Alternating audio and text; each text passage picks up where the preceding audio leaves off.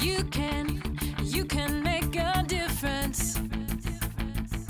You can give hope to a child. You can change a life. And that is no small change. Welcome to another episode of One on One. My name is David Staal. And I'm Chris Reinsma. And today, Dave, we get to talk about maybe a topic that some people kind of run away from a little bit, saying goodbye. Oh, wow. Otherwise known as closure.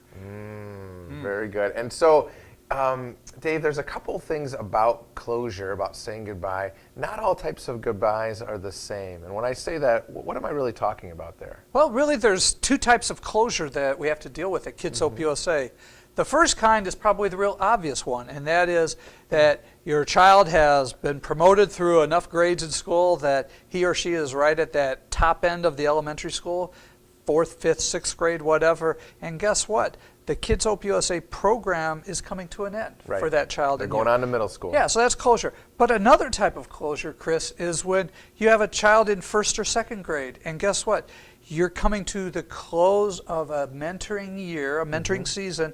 Hopefully it'll kick off in the fall, but you have to come to closure too, because guess what? Summer's about ready to start. So this really applies to every mentor, no matter what your situation. Wouldn't you agree? I would agree. So all you mentors who are listening to this, there's really nobody out there that doesn't have to deal with this question of goodbye and of closure. Exactly. So today we want to talk about 3 don'ts and 3 do's related to closure. And let's talk about that first don't.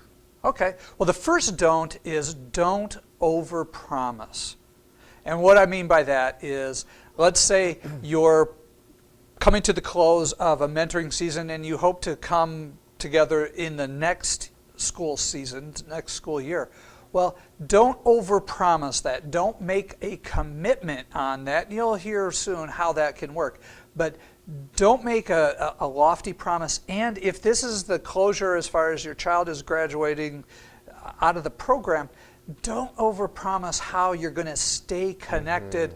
Unless you're really sure of how that's going to work, you don't want to make a promise you can't meet. Yeah, and as a mentor, often it's out of a good motive, right? You want to share, you want to continue to support that child. So it's really easy to cross that line. Right, and in the discomfort of the moment, too, you can say, I don't want to disappoint my child, so I'm going to make a promise that'll return that smile to his or her face, knowing, though, that, gosh, if you don't keep that promise, you are going to create some incredible frustration. So the best bet is to don't overpromise, maybe undercommit, and then delight your child. Absolutely. But Chris, what can we do? That's a don't.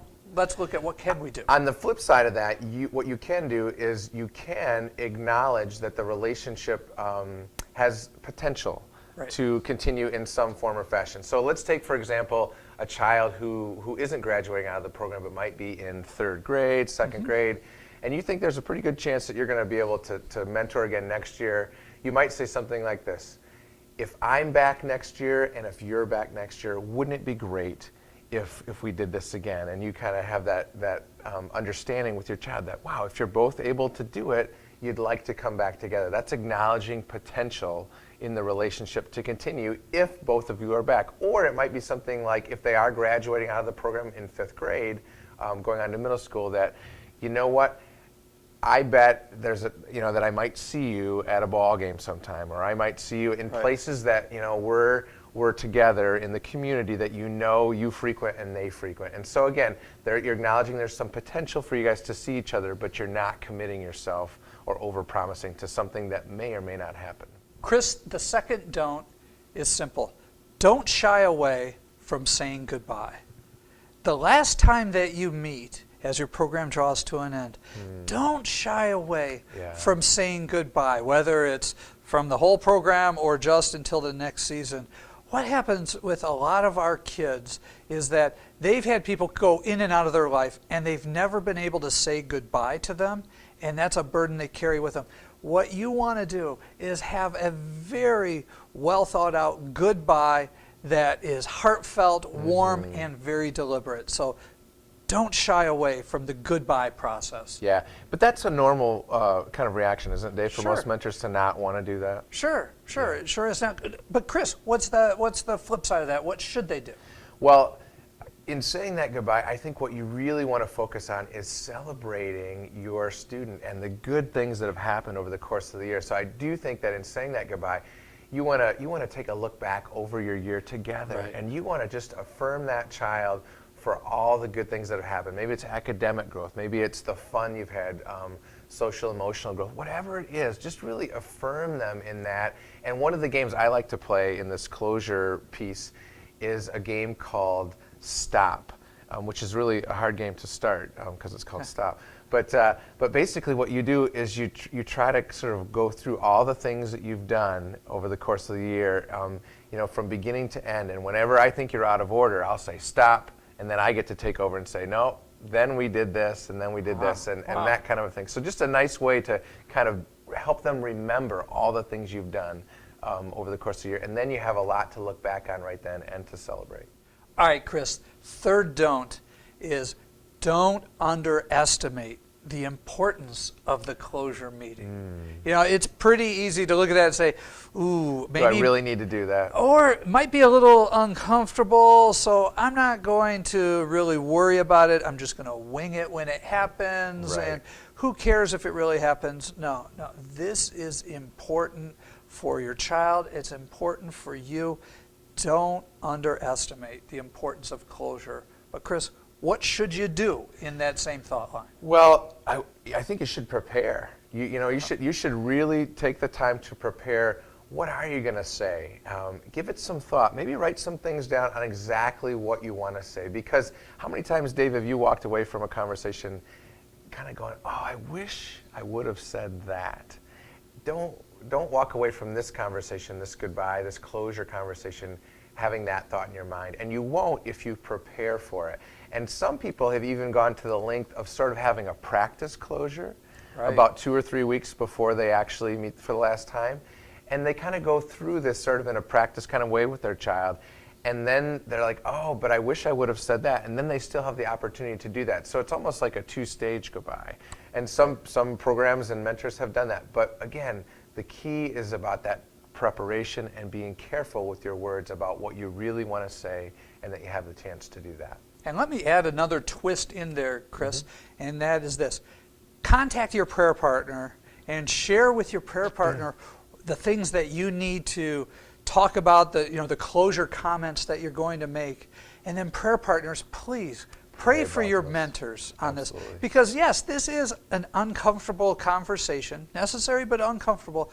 So pray that your mentor is at his or her best on that day when the closure meeting is going to take place. That's great. Hey, Dave, there's one more thing that we don't want to do here. What's that? We don't want to forget about our contest. That's right, Chris. That means we need to do something. So we need to get that wheel out, or that tumbler, and we need to pick a winner. Here it is, Chris. Wow. All right, here we go. I'll do this now. Why don't you explain to everybody what's going to happen here? Dave's going to spin the tumbler, and one of those balls is going to fall out there with a number on it, and that number corresponds to a certain program. And when we call your number, then that program gets what, Dave? You get a $100 gift certificate from us to the Kids Hope USA online store. So you have $100 that you can spend in any way at our online store, which is on our website. Chris, who is the winning program? Without further ado, our winner this week is Ruth Wesseling, and she is the director at Ada CRC in Ada, Michigan, not too far from the national office here. So Ruth, if you're hearing this, you need to give us a call. And by when do they need to give us a call? Ruth, call us by 5 p.m. on Monday, May 14th. This episode airs on Friday the 11th, so you have until 5 p.m. She has all weekend, Dave. Oh, I know. How could she miss this one? Okay. But call us by 5 p.m. on Monday the 14th. If you believe that Ruth might not be watching, or you're wondering if she's going to claim her prize, and you know Ruth, give her a call, send her a text, shoot her an email, get with her on Facebook. However, you need to get a hold of Ruth, tell her to contact us in the national office, and we'll take it from there. So Chris, today we spoke all about closure and the importance of that in our program. But it's also the last episode of One-on-One for this season. So you know what, Chris? If you're still around in the fall and I'm still here, we'll get together again on camera and do this again. How about that? That sounds good. I'd like that a lot. I've really enjoyed our year together. Yeah, I tell you what, why don't we go over here and we'll talk about all the highlights that we had at the year. Okay, good.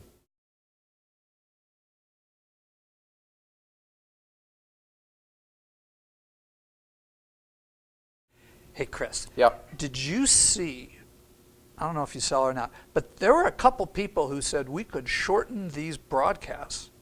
And their suggestion was get rid of the outtakes. What? Seriously. They said, well, you're just messing around. It's just goofy time. It serves no purpose. So get rid of the outtakes. You can shorten it up so we can invest less time in this. You're kidding. No. I mean, what would you like to say to those folks?